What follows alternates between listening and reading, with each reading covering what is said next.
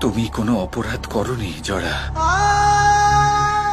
বরং তুমি তো নিজের জীবনের উদ্দেশ্য পূর্ণ করেছ, সেই উদ্দেশ্য যার জন্য তোমার জন্ম হয়েছিল। গত জন্মে তুমি বানর রাজ বালি ছিলে, অত্যন্ত শক্তিশালী।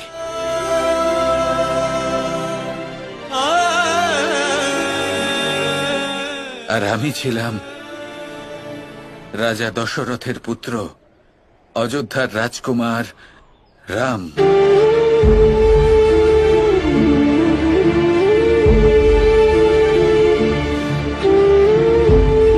আর তখন আমি গাছের আড়ালে লুকিয়ে তোমার উপর বাণ প্রহার করেছিলাম। এইভাবেই তোমার মৃত্যু হয়েছিল জরা।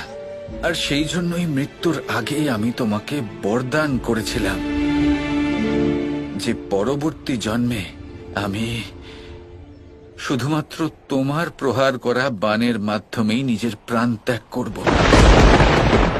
কোনো অপরাধ করনি তুমি। তুমি তো আমাকে জীবনের সমস্ত ভার, সব বোঝা থেকে মুক্ত করলে।